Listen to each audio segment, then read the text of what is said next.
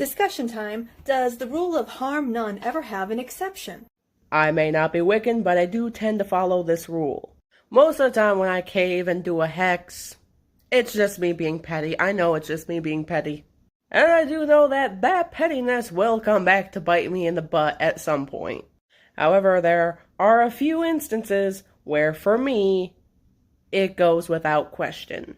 Number one, if you harm or torture an animal simply for the sake of harming or torturing an animal. You're not hunting for food, you're not defending yourself, you're just harming this animal because you're a sadistic asshole. Number two, arrogance and selfishness taken to the extreme. Once again, it might just me being petty, but I have 2 hex jars sitting in my kitchen for that exact reason. And number three, you bring harm to a child. Physical, mental, emotional, or magical, you try to harm a child, I will harm you. The funny thing is, I'm pretty sure he would if he could.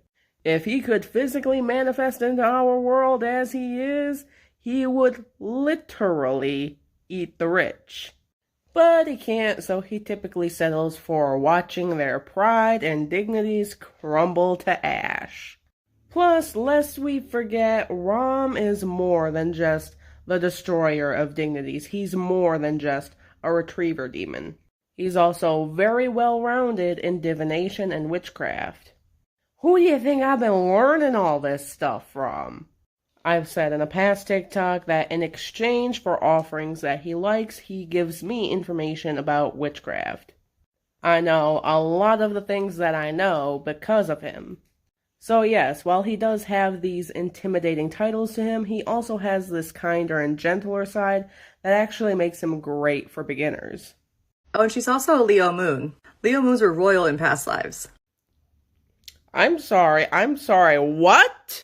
I was about to lay down and go to bed, but you have ruined that for me. I am also a Leo moon and a Leo rising. I was obsessed with becoming royalty and nobility when I was a child. I called it my queen phase. For the most part, I've grown out of it, but I still hold on to this sort of fondness over it. Why is my mind automatically going to King Ludwig? I can't remember which one. I know there was more than one in Germany at one point. The one that drowned. Because that would bring the entire mystery of one of my past lives full circle, but yet I'm also terrified that that would be the case. I just looked it up. His date of death checks out. Okay, so I've had a few people ask me what a moon and ascending sign is. It's too complicated to explain it in 60 seconds. All you need to know is that it's calculated by both your birth date and the time you were born. And let me just also say, never trust your dumb-ass ex-coworker to calculate your goddamn moon and ascending signs. Motherfucker told me I was a Leo moon. I'm a Sagittarius moon. My rising sign is still in Leo, but that's beside the point. So long as you know your birth date and the exact time you were born, you can calculate your moon and ascending signs.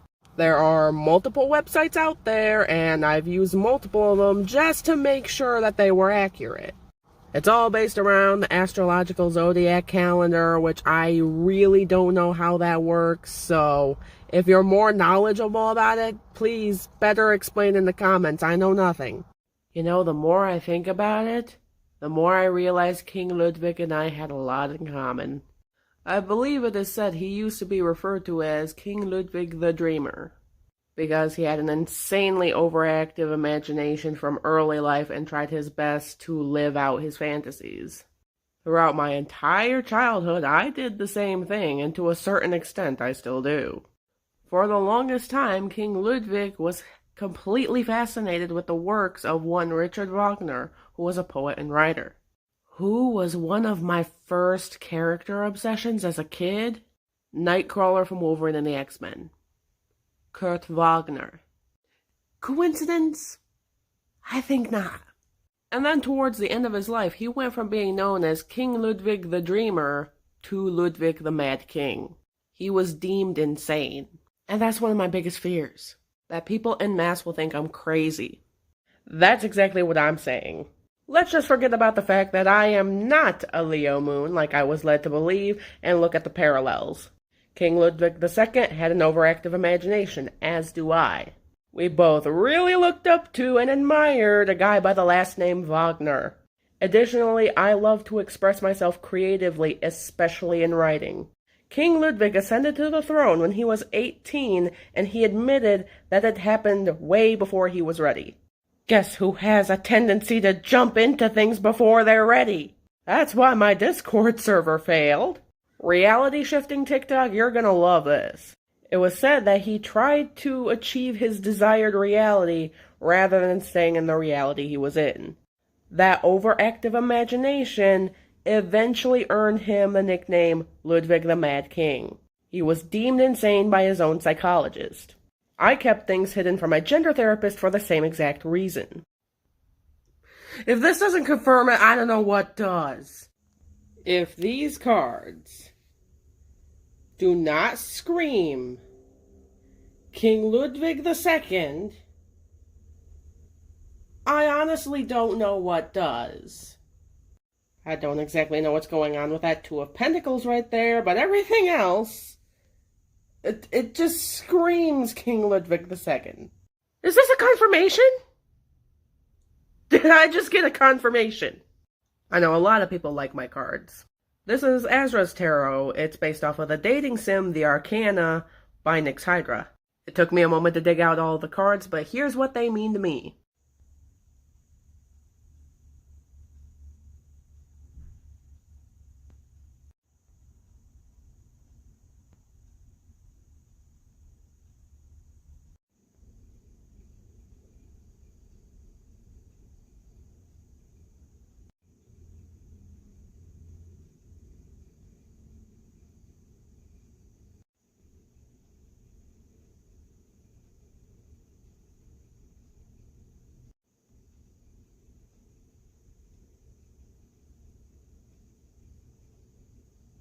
So yeah, that's basically what that reading meant to me. Again, I don't quite know what's going on with that Two of Pentacles over there. Someone also requested that I use a pendulum. I might do that next.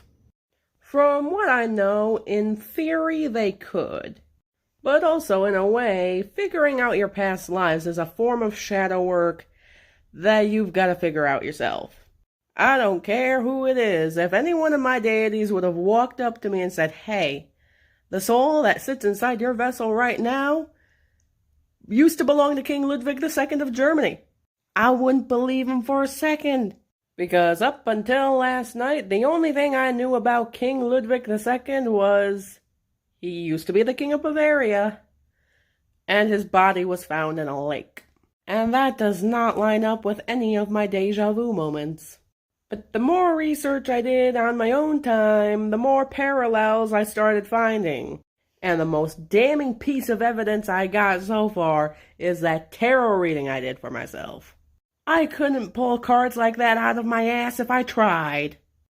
And you know, there's still a possibility that you may be correct about that. I really don't have any deja vu moments that can confirm or deny the fact that I was King Ludwig II of Germany in a past life. Except the therapist. I don't trust the information about King Ludwig's therapist for a second. I watched a documentary today where King Ludwig pretty much asked his therapist, really? You're gonna diagnose me as insane without even seeing me? Which he did, by the way. And that statement feels hauntingly familiar. And at the same time, you would be following a long chain of coincidences that are just too similar to each other to not be something, in my own opinion. At least King Ludwig II wasn't an evil king and is now unofficially considered the king of German tourism today. Well, for those who have been following my profile recently, you'll know that figuring all this out did not start with the tarot cards. It started off with my deja vu moments. Key moments in my life where I've been someplace that felt extremely familiar, yet I had never been there in this lifetime. I suppose the next step would have been researching or gathering information about the history of those places, trying to figure out what went down there at one point or another. From there, I feel like I hit a bit of a dead end until I saw that one TikTok user who was saying that Leo moons used to be royalty. That did tip me off in a way, and then I was like, why is my mind going to King Ludwig II? Then I started doing research on King Ludwig II and saw a whole hell of a lot of parallels, including one minor deja vu moment that might be tied to his therapist. Patience ain't long, but you know what is. And I agree. I was tagged in a video that pretty much stitched that video saying Christian phobic and proud. What I am not about to do is judge the whole of Christianity based off of a fraction of their followers. My grudge is against the extremist Christians, the ones that try to convert those of us on the left-hand path every single freaking day. Believe it or not, there are some Christians out there that are content that they are not the only religion. I know this sounds extremely hypocritical coming from me, but my quarrel is with extremists like Wesley Follows Jesus. Christian phobia is not a movement I'm gonna get behind, because then the Christians would have every right to say that they were pagan phobic and proud. And we all know WitchTok would be in an uproar about that. You know, I am starting to get tired of people being overly critical of certain divination tactics like pendulum reading, and especially stuff like this, with the rods. On so many of those videos, I see boatloads of comments saying stuff like, oh, I saw your hand move, I saw your hand move, it's fake, I saw your hand move. Listen, I don't know how to tell you this, but unless you're like a brain surgeon, everyone's hands has a natural tremor to them. Observe.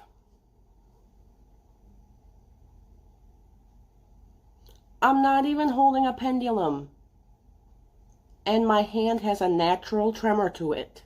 That's energy, baby! The lady with the rods can't hold them in any other way than the way she was holding them, because then she would be manipulating the rods.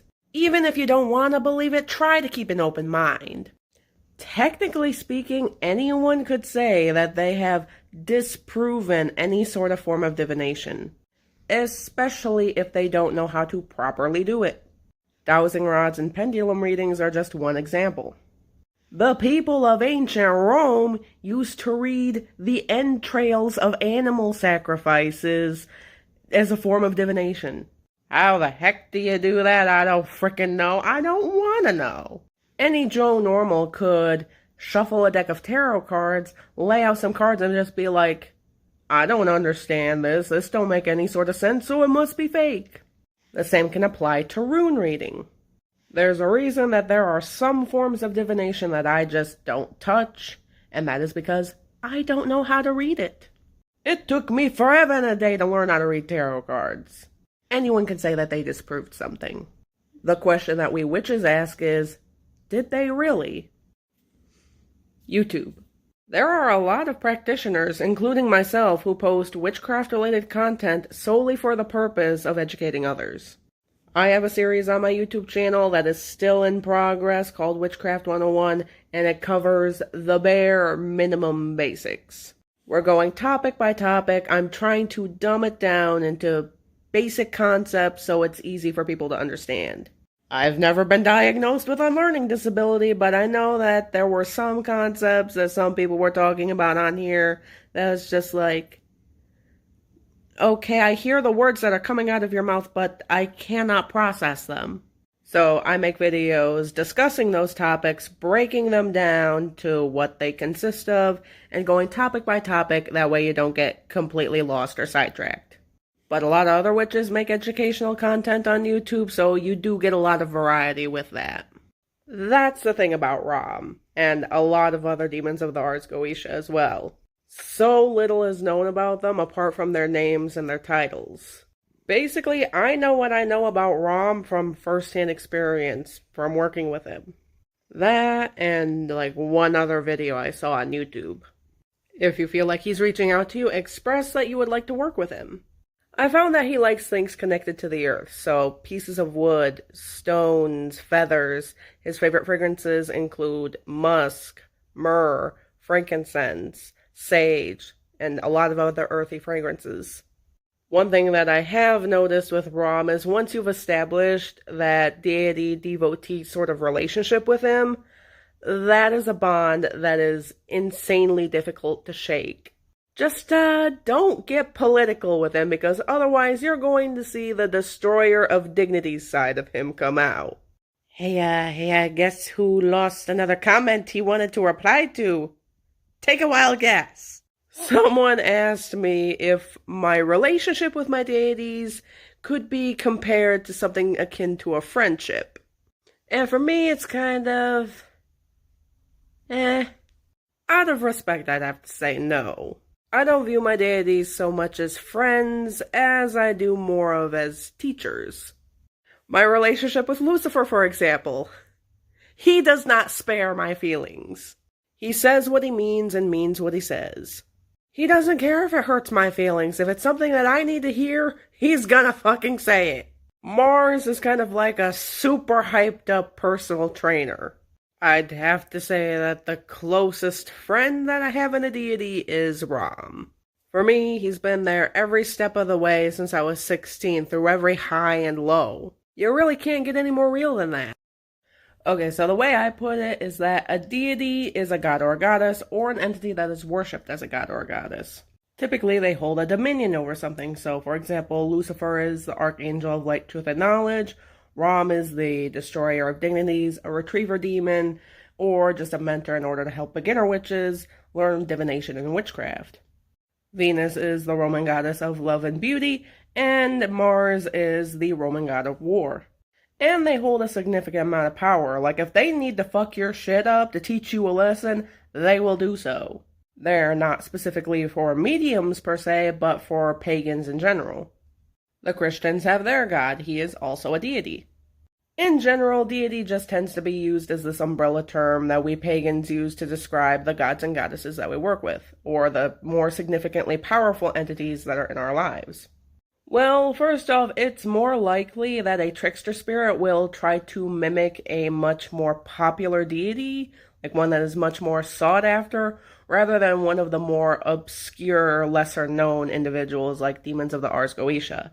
Like, if you try to look up information about Ram, you're basically gonna come up empty-handed. And it took me forever and a day to figure out who he was. Up until a certain point, I just viewed him as a random spirit that just kept following me around. It's because he's completely incapable of human speech, and we had not established that sort of psychic connection that he maintains with his devotees. It actually took stumbling upon his name at one point before I just clicked. It was like, that one. It's that one. What it boils down to is receipts. They'll provide sufficient evidence to prove their identity, and they'll be able to answer basic questions about their own lore. If they can't do that, it's a trickster spirit. So it's been a while since I've talked to you guys about Mars, so I figured I would provide a sort of update to let you guys know how we're all doing. When he first appeared, he was trying to encourage me to work out, get off my lazy butt, and start pumping iron, basically. Since I have started my new job last week, I've actually started to rapidly lose weight because I'm no longer sitting on my butt and I'm constantly on my feet and moving around. Don't ask me why, but he's become my cheerleader at work. When I even remotely consider sitting down and taking a break when I do not need to, he's basically the one to go, hey, we're not gonna do that. For those who don't know, I'm a janitor and custodian. Why is a war god trying to coach me through my own job? I don't know, but it's happening. Basically what our work is boiling down to is keeping me motivated and bettering my work ethic. And why did I need a war god to do that? Anyway, why not start my verse like that? You can suck on no, you can suck on a bullshit. No, I don't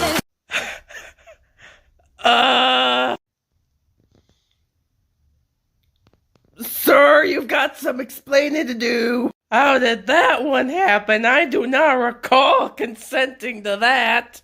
I thought these sort of things couldn't happen between humans and metaphysical beings. Are you gonna pay child support, or... Boy, you gonna have some explaining to do to my father. Hell, we both gonna have some explaining to do to my father. Who even are you? I am not doing WitchTok any favors in terms of the whole fornicating with demons myth. Anyone else's grandmother tasked them with burning a 50-year-old Ouija board. You fucked up. Oh, you fucked up. Okay, so I didn't realize that there were some people out there who didn't understand why burning a Ouija board to dispose of it is bad. To quite a few of us, a Ouija board is not just a board game. It's a tool used to contact spirits. That's why sometimes you'll find Ouija boards being referred to as spirit boards. The reason why burning a Ouija board is bad is because of negative spirits. Especially if it's been used a lot, you don't just want to go chucking that thing into a fire. There are processes with these types of things. You gotta cleanse the board first. Whether it's by cleansing it with sage, driving iron nails into it, cleansing it with crystals, pouring salt over it, you gotta cleanse the board first to rid it of those negative energies. If you don't, well, let's just say this is how horror stories happen. See, I can't speak for them exactly, but I do believe that they can both see us physically and spiritually. Essentially, they not only know us in our physical forms, they know our souls and all the other previous forms it's taken. I believe that's why if we've worked with them in a past life, that's how they're easily able to find us in this life. I think that's also how that they're able to tell when there's stuff about ourselves that we really need to work on. And that's where shadow work comes in. That's all I'm really able to say about the matter. If anyone else has more information on the subject, feel free to leave it in the comments. This is actually something that took me a while to figure out the meaning of as well.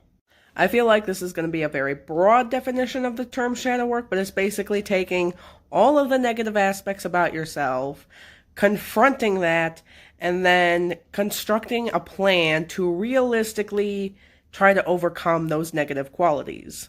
Toxic traits, traumatic memories, or just bad habits in general, all that stuff can be included in shadow work. Even things that you might not even think are a very big deal, but are still kind of toxic or harmful in a way, that can be included in shadow work as well. Figuring out who you were in a past life, I consider that a form of shadow work as well. That is something I'm still working on. I'm putting off consulting my pendulum about the whole me possibly being King Ludwig II in a past life sort of deal. Which is another thing I have to work on. Procrastination. That's shadow work. Okay, so people have asked me this question a lot. Since I've been pretty vague about it in the past, allow me to thoroughly explain.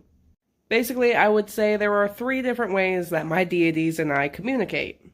The first is probably the most obvious, and that is when we're sitting down communicating one-on-one. Lucifer comes in, he sits down, and we talk. As Lucifer is a pretty popular entity to work with, he might be here a half an hour, he might only be here for a few minutes. Sometimes he'll just pop in to make sure I'm still alive. The second is through a psychic connection. So the entire time I'm communicating with him, I basically look like this.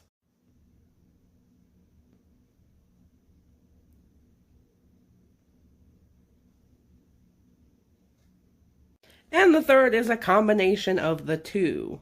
If he's here and I'm in no position to be talking to him out loud, I will speak to him through my psychic connection with him. I mean, I don't doubt that some can, but here's the thing.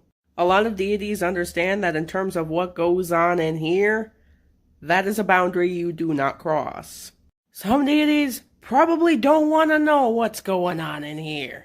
That being said, the only instance I've ever heard of where a deity read their devotee's mind is only under extreme circumstances, like life or death situations, or they feel like you are withholding dire information from them. Information that they need to know in order to help you.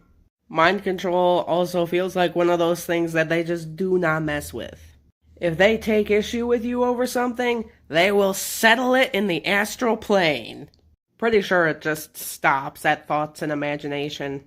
Remember, these are deities, not Professor X. See, for me, that is hard to say. Technically speaking, all throughout my life, I've been doing some form of witchcraft. Whether it's collecting rocks, shells, and sticks because I think they'll bring me good luck and positivity, to making strange concoctions, I have been doing some sort of witchcraft. And I am surprised I have not royally fucked myself up because of that. I would say my journey in witchcraft started when I started intentionally learning about the properties of witchcraft, the do's and don'ts, and officially identifying as a witch. The metaphysical stuff would technically fall in line with deity work and spirit work. And that's pretty much where my path as a pagan started when I was around about 16. I know it can all be confusing, but the thing to remember is that you can be a pagan and not be a witch, and you can also be a witch but not be a pagan. Remember that witchcraft is spells, rituals, and properties, and paganism is working with any other deity or spirit that isn't the Christian God.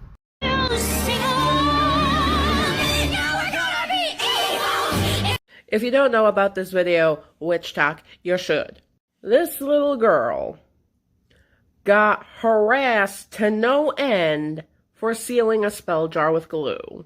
Saying, oh, that's wrong. Oh, real witches use wax. Show me a source that says a spell jar has to be sealed with wax. No, like legit, show me a source that says you have to seal a spell jar with wax. Who even decided that that was the only substance you could use to seal a spell jar? Witches are widely known for their resourcefulness and their creativity, using whatever is on hand and using that for their spells and their magic. If you were one of these people that was harassing this novice witch for using glue on her spell jar, shame on you. This is why a lot of people don't want to stick around in our community. You know, my response to this question is going to be a little bit sad, but because it's different. And to certain types of people, different equates to wrong. And even I have to admit, if I would have stumbled upon that video before I heard about it through the WitchTok community, even I probably would have been just like, what, glue? What are you doing? But I like to think if I would have stopped myself and thought about it for a minute, I would have been just like, yeah, she was probably using whatever was on hand to make do. And after hearing a lot of other witches' opinions who are defending this girl, even I have to agree, that is genius. Using glue to seal a spell jar works, especially if you're a closet witch.